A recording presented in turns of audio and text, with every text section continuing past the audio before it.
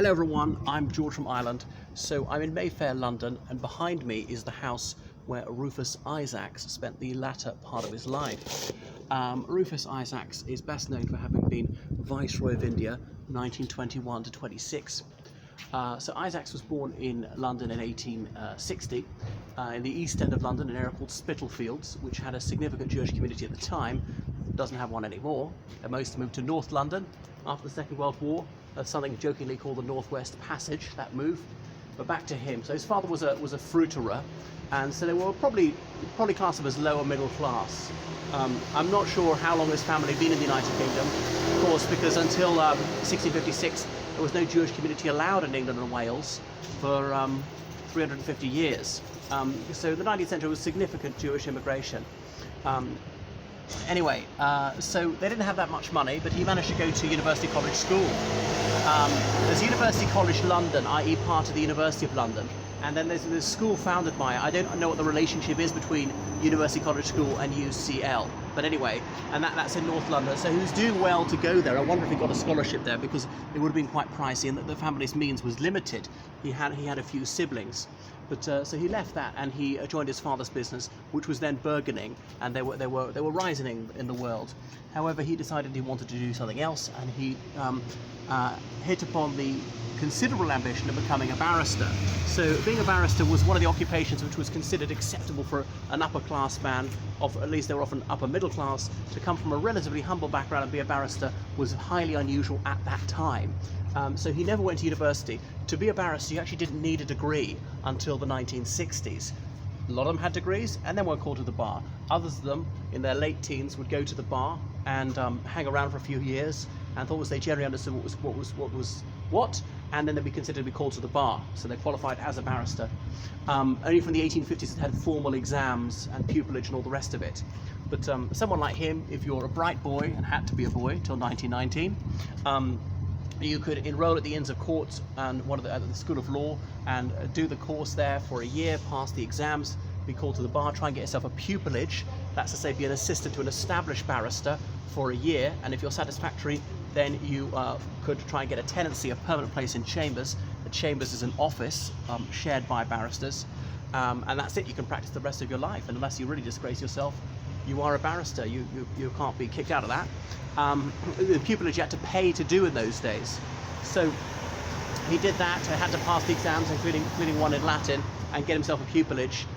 Now, this was all very pricey, which was why it was considered a very risky thing to do, and why it's usually only people from a very affluent background were called to the bar in those days. So he had to borrow considerable sums of money to finance his education. But anyway, he set up a successful practice and was soon making a fortune, was able to pay back all his debts, and eventually, I think I'm right in saying he had his own chambers, because chambers would typically have 20 or 30 barristers. You can set up a chambers with only one barrister, but that's highly unusual, because you share costs of clerks. That's like secretaries. They're always called clerks. In those days, there were only men who could be clerks. So he got involved in liberal politics. He'd grown up at a time when there was some anti-Semitism in this country, no anti-Semitic laws. Discriminatory laws against the Jewish community had been abolished some time before, but the attitudes persisted. The Conservative Party had Disraeli, who was of Jewish birth but converted to Christianity, as its leader, as its prime minister and so on. But he felt the Liberal Party was going to be more welcoming to him and just agreed with the principles of the Liberal Party: home rule for Ireland, free trade, retrenchment, a more Pacific policy abroad, things like that. Disestablishment of the Church of England in Wales, since that was a minority church there, things like that. Temperance,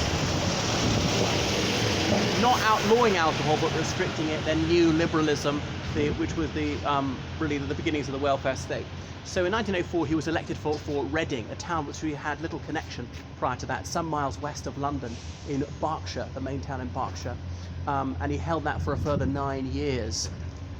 So during this time, the Liberals won a landslide victory in 1906. His talent was noted, and he was appointed to various high offices: Solicitor General for England and Wales, Attorney General for England and Wales, as in sort of in charge of the government's barrister, as it were.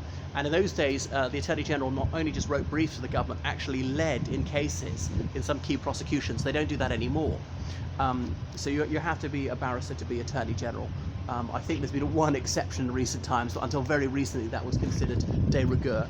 But then the First World War came. He'd been made a Lord Chief Justice, so he stood down as a Member of Parliament because that would be unbecoming for him to be a politician and a judge at the same time, or indeed to go back into politics. That simply wouldn't do. Nemo Judex in causa sua and all that. What if someone was a Liberal or a Conservative or a Labourite was involved in the case? He might be accused of political bias. So he was Lord Chief Justice at the time that Roger Casement stood trial for high treason, or Sir Roger Casement was at the time, and he was found guilty of giving aid and comfort to the king's enemies in time of war, hanged on a comma, as some people said he was. So I'm not sure if Isaac's the one who actually sentenced him to death. Presumably he was. And so then Sir Roger's knighthood was degraded, and Roger Casement was given the long drop at Pentonville Prison and interred there with quicklime sprinkled over his carcass, and that was the end of him till it was dug up. It was really mud they were digging up in the late 60s to transfer it to Ireland. Anyhow, so Isaacs, he'd been raised to the peerage, becoming a Lord Reading. He chose where he wanted to be a Lord of, as in of a place, Reading. And then in 1921, he was dispatched to India. He'd served a brief stint in Washington, D.C. as the British ambassador there. So he'd got so many baubles. It was held in very high regard by the establishment, a very safe pair of hands. So these were remarkable achievements coming from a rather ordinary background, when the people who gained preferment in those days tended to be very well connected, to start off in very wealthy families. There was a lot of snobbery at the time. So he was Viceroy of India 1921 to 26, and feeling was running high. The Jallianwala Bagh massacre had been perpetrated only 2 years earlier, and the Congress Party was demanding major reform. They wanted Dominion status. So there was a lot of civil disobedience, and the government was finding it difficult to keep a lid on this. People being imprisoned, let out, negotiations. Some Indians saying, well, let's use physical force to terminate the British Raj. Anyway, so he met Gandhi and had a fairly high opinion of him. Isaacs didn't like racial discrimination, thought that all posts should be available to Indians because the top positions in the Indian army, the police, the civil service were all held by white Britons at the time. Anyway, he finished his time in India in 1926, returned to this country. He had been a Liberal. It was a Liberal Prime Minister, David Lloyd George, who'd appointed him. Lloyd George lost the Prime Ministership in 1922, the last Liberal Prime Minister of this country, and obviously it was the Conservatives were in after that, or Labour in briefly in the middle of this time. So he did serve in a sense under a Conservative government because, yes, he was governing India on behalf of King George V, but he was answerable to a Conservative cabinet, Conservative-dominated cabinet, said to begin with, for most of their time. So he retired to this country. He spent a lot, and he was very generous to various causes and his friends. So he had to sit on the boards of various companies. Some, I think, it's the Imperial Chemical Industries, in order to earn a living. He'd been not in practice at the bar for quite a few years. He felt he was too old to go back to it. He'd been involved in all sorts of cases, divorce cases, criminal cases, occasionally. So he was a pillar of the establishment towards the end of his life.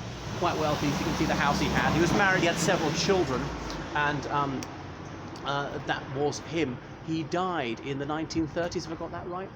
1935. Yeah. So he's later raised to be Marquess of Reading. So he started out as a plain Mr. Isaacs and ended up as a Marquess. And no one had been promoted that high in the social scale for over a century prior to that, because amongst the peerage, there are various ranks. There's Baron, above that Viscount, above that is Earl, above that is Marquess, and above that one is Duke. But a Duke is not called a Lord, he's always called the Duke of wherever, whereas the Marquess, it's acceptable to call him Lord Reading. So this was a really remarkable achievement. Anyway, his progeny still hold the title. There is a current Marquess of Reading. I don't know anything about him other than he's descended from our man Rufus Isaacs. The current Lord Reading went to India several years ago with the various descendants of different viceroys, and but some Indians really took umbrage at this. But the current Lord Reading, his views are not what you might think, and saying that well, independence should have come rather earlier. My ancestor was pushing for reform and was somewhat sympathetic to Congress. Not sure how true that is. I think there's a little bit of truth in it. He certainly wasn't a reactionary with regard to India, thinking, well, Dominion status ought to be granted forthwith. That could lead to total separation. Well, if so, so be it. Anyway, because the Labour Party in the 1920s was already saying, yes, India ought to be put on a par with Canada, Australia, and so on. So that is enough about Lord Reading. Toodaloo.